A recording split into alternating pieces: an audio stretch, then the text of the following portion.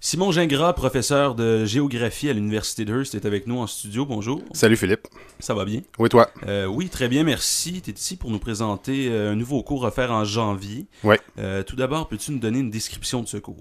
Le titre du cours, c'est les enjeux de l'énergie au 21e siècle dans le cas des changements climatiques. C'est un cours à thème, c'est un cours spécial, c'est la première fois qu'il va être donné. Donc, c'est un peu une approche interdisciplinaire, géographie, physique, économie et autres, selon les intérêts des étudiants aussi, pour essayer de réfléchir sur les enjeux qui apparaissent devant nous déjà, mais qui vont nous affecter beaucoup plus dans le futur. Alors, il y a probablement beaucoup de gens qui semblent, ou peut-être qui pensent le savoir, mais pour toi, c'est quoi l'énergie? En fait, c'est ça, on va commencer le cours en définissant c'est quoi l'énergie. L'énergie, c'est tout simplement la capacité d'un système à faire du travail. Donc, c'est une définition essentielle. On vit dans un monde immergé dans l'énergie. En ce moment, à cause de tout notre appareillage pour faire cette entrevue-là, on utilise un paquet d'énergie.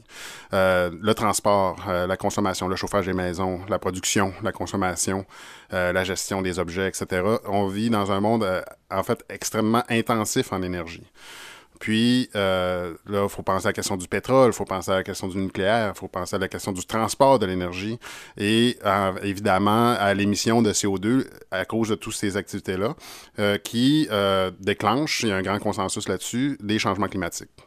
Alors là, j'imagine que ces enjeux-là vont être débattus dans votre cours. Exactement. Le but, c'est de réfléchir ensemble sur ces grandes questions-là sociétales qui nous affectent, qui semblent produire des événements catastrophiques aussi. Juste une petite parenthèse, les compagnies d'assurance commencent à s'inquiéter pas mal sur les changements climatiques. Ils commencent à trouver que ça coûte cher pas mal. On a juste à penser à Katrina en 2005, on a juste à penser à Sandy l'année passée à New York. Là, juste le gros typhon qui a affecté les Philippines, c'est des événements qui coûtent extrêmement cher à gérer. Les compagnies d'assurance commencent à trouver que ça commence à coûter cher, puis ça va affecter nos primes d'assurance. Pour ma part, je semble remarquer une espèce de renouveau. C'est redevenu à mode le vert. Qu'est-ce que vous pensez de ça? Est-ce que c'est ça la solution? En fait, oui puis non. C'est ça, je veux réfléchir aussi là-dessus. C'est quelles sont les solutions?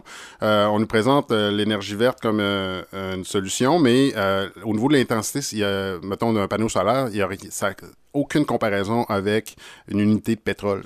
Okay. C'est absolument incomparable. Mais c'est ce qui fait qu'on nous vend les énergies vertes comme une espèce de super panacée.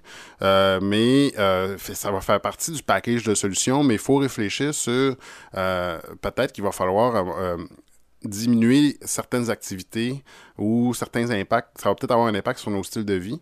Puis, il faut qu'on prenne en considération que si on voulait garder juste le réchauffement à 2 degrés, faut penser à laisser une bonne partie des énergies fossiles carrément dans le sol.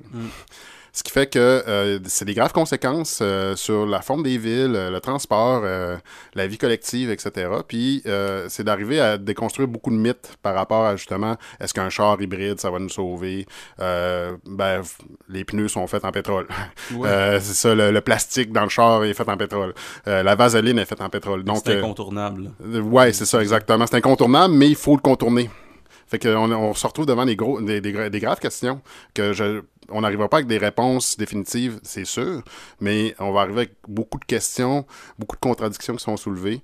Puis c'est ça, le but, c'est de s'asseoir et de réfléchir ensemble là-dessus. Alors même si quelqu'un ne s'intéresse pas particulièrement au recyclage, etc., et qui s'en fout, mettons, est-ce que ça le touche quand même, ce cours-là? Est-ce qu'il y a quand même sa place dans le cours? Oui, parce que ça va aider à comprendre pourquoi ça lui coûte 120$ mettre du gaz dans son char. Exactement. Que pourquoi l'énergie coûte de plus en plus cher. Il y a des raisons structurelles, financières là-dedans.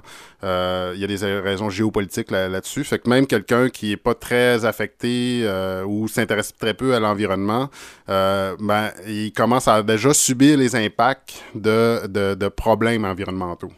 Alors, c'est un cours offert en janvier. Est-ce qu'on peut se rendre présentement au campus de l'Université d'Hearst pour ça? Oui, tout à fait. On peut contacter aussi Mme Sylvie Roy, qui va répondre aux questions. On peut me contacter par courriel à simon_gingras@uhearst.ca ou tout simplement visiter le site web de l'université. Toutes les informations vont être disponibles à ce niveau-là.